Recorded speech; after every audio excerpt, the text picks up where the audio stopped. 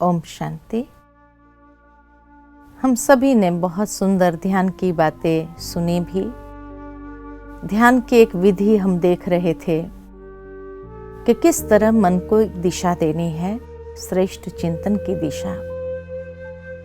लेकिन जब मन को दिशा देते हैं, क्योंकि मन जो है हमेशा बहुत भटकता है, अनेक विचारों में चला जाता है।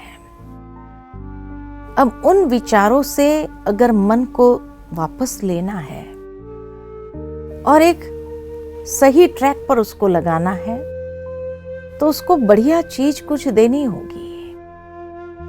ऐसे ही हम उसको पर दमन करेंगे विचारों का, वो नहीं चलेगा। जिस तरह एक छोटा बच्चा है, मान लो उसके हाथ में एक चाकू आ जाए। अब उसको तो पता नहीं है कि चाकू से क्या होगा, परंतु जब बड़े देखते हैं कहीं वो अपने आप को घाव न कर दे, तो उसके सामने बहुत सुंदर बढ़िया सा आवाज करने वाला खिलौना रख देते हैं, तो वो चाकू यूं छोड़ता है और खिलौने को यूं पकड़ता है। ठीक इसी तरह हमारा मन भी अनेक प्रकार के नकारात्मक बातों में चला गया है, जिससे हम खुद को घाव भी कर रहे हैं, खुद को तकलीफ भी दे रहे हैं। अशांति, स्ट्रेस, फ्रस्ट्रेशन जीवन में अनुभव कर रहे हैं। लेकिन अब इसमें से कहां से बाहर निकले, वो रास्ता कौन सा है, ये समझ में नहीं आ रहा है। राजयोग मेडिटेशन हमें सुंदर चिंतन की ओर ले जाता है, क्योंकि यहां मन को समझने की आवश्यकता है कि मन की रुचि किसमें है, मन को क्या अच्छा लगता है। तो देखा जाता है कि मन को भटकना बहुत पसंद है और ये इंद्रियां जो है उसको बहुत भटकाती है। अनेक विषयों में, अनेक दिशाओं में, अनेक प्रलोभनों में, अनेक आसक्तियों के अंदर, अनेक प्रकार की बातों में उसको भटकाती रहती है। कभी क्या सोचता है, कभी क्या सोचता है। एक विषय पर वो टिक नहीं सकता है। अनेक विषयों के ऊपर वो एक बंदर की तरह कूदता रहता है। अभी ये डाली पर बैठा, तुरंत कूद करके दूसरी डाली पर। इतना मन चंचल हो गया है। अब ये चंचल मन को शांत करना है, तो उसके लिए जब मन को समझने लगते हैं कि मन को क्या अच्छा लगता है, उसको घूमना अच्छा लगता है, भटकना अच्छा लगता है, एक डाल से दूसरी डाल, तीसरी डाल, तो क्यों ना मेडिटेशन में भी हम मन को जब एक सुंदर आध्यात्मिक यात्रा पर ले चलते हैं, आत्मचिंतन की यात्रा, परमात्म चिंतन की यात्रा, अनेक प्रकार के श्रेष्ठ सुंदर चिंतनों की यात्रा पर ले जाते हैं, तो धीरे धीरे मन उसको पसंद करने लगता है। हाँ, एक चंचल बच्चे को शांत करना आसान नहीं है। जो एक बच्चा इतना तूफान मचा रहा है, उधम मचा रहा है, उस बच्चे को अगर शांत करना है तो नेचुरल है, माँ बाप भी क्या करते हैं, चलो तेरे को घुमाने ले चलते हैं, वॉकिंग के लिए ले जाएंगे, कहीं मंदिर तक ले जाएंगे, ताकि घर में जो उधम मचा रहा है उस उधम से भी वो फ्री हो जाए, शांत हो जाए। तो उसको सुंदर जगह पर ले जाते हैं, जहां का नजारा देखते ही मंदिर में जाते हैं। जब घंट बजाते हैं बड़ा अच्छा लगता है उसको, और माता पिता भी समझते हैं कि देखो मंदिर में ले आए, कम से कम ये संस्कार बच्चे को जब मिलता है तो वो भी सुकून का अनुभव करता है। माता पिता को भी अच्छा महसूस होता है कि जब घंट बजाते हैं तो उस वाइब्रेशन में, एक अलग वाइब्रेशन के अंदर वो बच्चा आ जाता है। और एक बार अगर ले गए ना, तो रोज फिर कहता है चलो मंदिर जाना है। अगर उसको बोलना नहीं आता है तो इशारा करके दिखाता है, जय जय जाना है।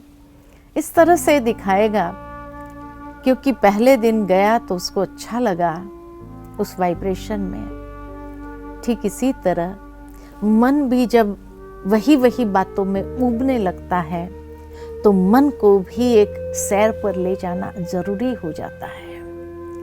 तब वो मन के अंदर भी अच्छे संस्कारों का सिंचन होने लगता है। अच्छे विचारों से ही तो अच्छे संस्कारों का सिंचन होता है। इसीलिए कहा जाता है you are what you think. जैसा सोचोगे वैसा बनोगे, जैसा चिंतन वैसा जीवन। तो इसीलिए जब उसको बहुत सुंदर चिंतन देना हम शुरू करें तो उस चिंतन से व्यक्ति अंदर ही अंदर बहुत प्रसन्नता का अनुभव करता है। कई बार कई लोग सोचते हैं हाँ सॉफ्ट म्यूजिक लगा दिया जाए और फिर ध्यान करते हैं, और जब ध्यान में बैठते हैं तो कई प्रश्न मन के अंदर खड़े भी हो जाते हैं। आंखें बंद करके ध्यान करना चाहिए, खुली आंख से ध्यान करना चाहिए, ये विचार आते हैं। और इसीलिए कई लोग जब दिए की लौ पर अपने ध्यान को एकाग्र करते हैं तो कुछ समय के बाद महसूस करते जैसे सरदर्द होने लगा है, क्योंकि एकदम जैसे कोई व्यक्ति फोकस्ड हो जाता है, जैसे दमन करते हैं अपने पूरे ब्रेन के ऊपर एक ऐसा प्रेशर ले आते हैं। तो जरूर है वो नेचुरल स्टेज नहीं है। इसलिए मेडिटेशन एक नेचुरल हो। मेडिटेशन माना अपने विचारों पर दमन नहीं करना है, उसको अमन नहीं बनाना है, न दमन करना है, उसको सुमन बनाए।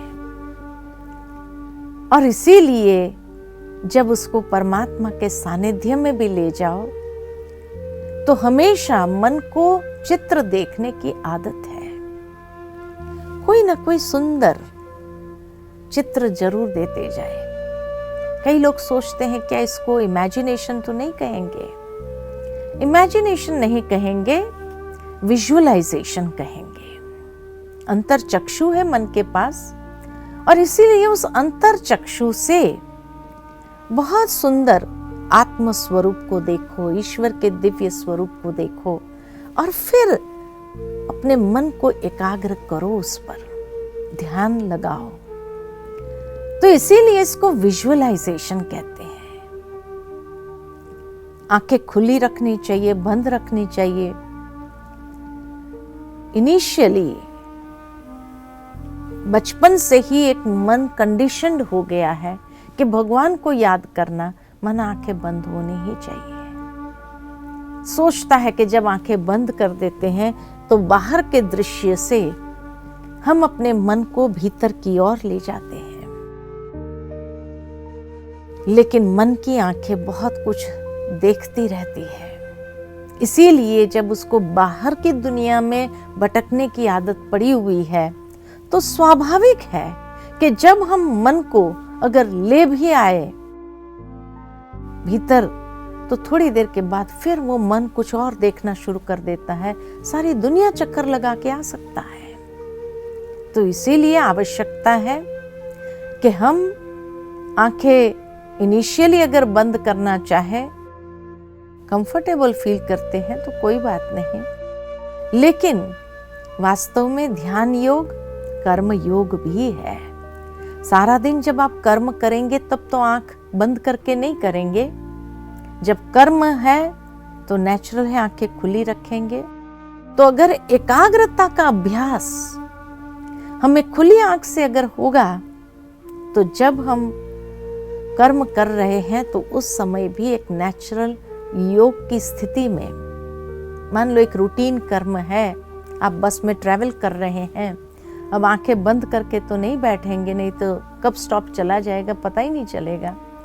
तो उस समय तो आंखें खुली रखना बहुत जरूरी है, लेकिन खुली आंख से अगर अभ्यास होगा तो आप सहज ही खुली आंख होते हुए भी ध्यान कर सकेंगे, उस समय का सदुपयोग कर सकेंगे।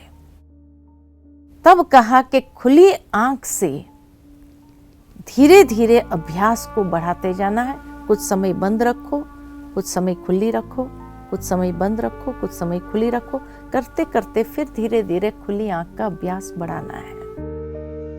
क्योंकि बंद आंख से मन सारी दुनिया चक्कर लगा के आ सकता है, कोई ना कोई कर्मेंद्रिय की आसक्तियों के पीछे चला जाता है। लेकिन अगर खुली आंख से मन चला भी जाता है तो तुरंत अटेंशन जाता है, मन गया तो फिर उसको वापस मोड़ के ला सकते हैं। और जब वापस मोड़ करके अगर ले आओ उसको, तो नेचुरल है कि धीरे धीरे हम मन को वापस फोकस कर सकते हैं। इसीलिए मन की आंखों से उस परमात्मा के दिव्य स्वरूप को जरूर देखो और उस दिव्य स्वरूप पर अपने आप को एकाग्र करो। मन को एकाग्र करना आवश्यक है। लेकिन जब ईश्वर पर ध्यान को एकाग्र करते हैं तो ईश्वर से मांगने की जरूरत नहीं है कि हे प्रभु शक्ति दो, शांति दो, ये दो, वो दो, नहीं। लेकिन जिस तरह सूर्य के सामने खड़े हो जाओ, 2 मिनट सूर्य की रोशनी को देखकर आंखें बंद करो तो ऐसा महसूस होगा कि सूर्य की किरणें जैसे अपने अंदर समा रही है। मांगना नहीं पड़ता है, थोड़ी देर के अंदर ऐसा लगेगा जैसे सारे शरीर में गर्माइश भर गई है। ठीक इसी तरह नदी के सामने खड़े होकर नदी से मांगते नहीं हैं कि तेरी शीतल हवा मुझे दे।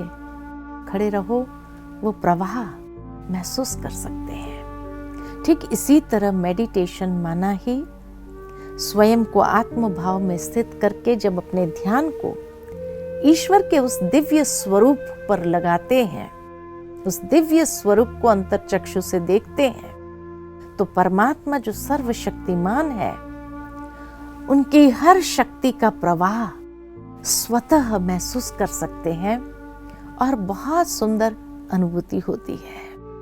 तो चलिए कुछ देर के लिए हम ले चलते हैं अपने मन को उस ईश्वर के सानिध्य में। और आज स्वयं को अंतर चक्षु से देखो। भ्रुकुटी के मध्य में मैं एक चमकता हुआ दिव्य सितारा हूं।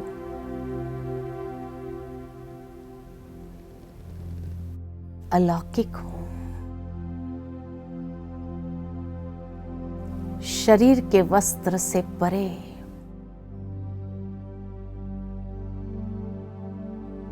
धीरे धीरे मन को ले चलते हैं ईश्वर के सानिध्य में और अंतर चक्षु से देखते हैं कि जैसे मैं दिव्य प्रकाश पुंज हूं,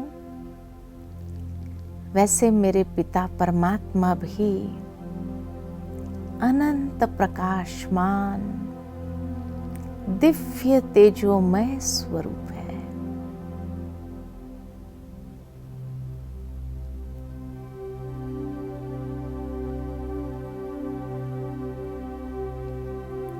परमात्मा के सन्मुख स्वयं को देखते हुए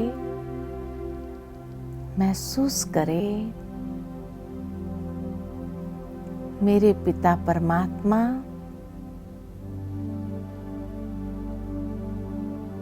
सतचित आनंद स्वरूप है और उसके आनंद का प्रवाह मेरे मन को भी रोमांचित कर रहे हैं।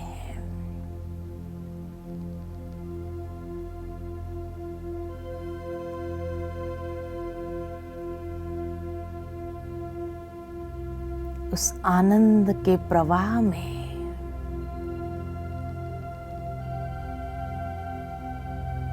मैं अलौकिक प्रसन्नता का अनुभव कर रही हूं।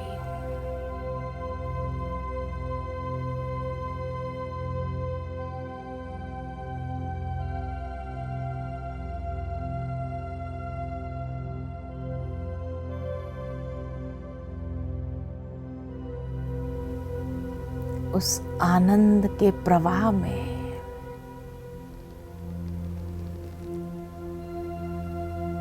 मैं आत्मा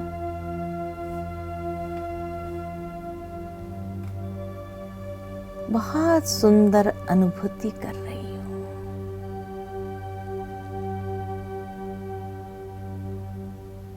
एक दिव्य शांति का, प्रसन्नता का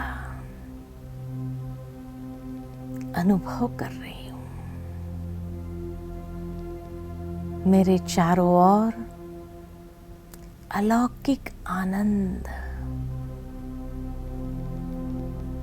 प्रवाहित है।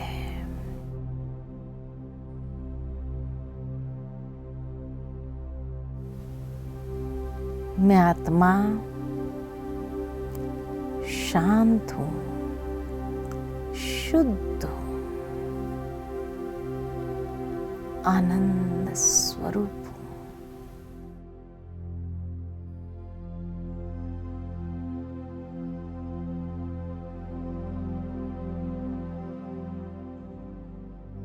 ओम शांति शांति।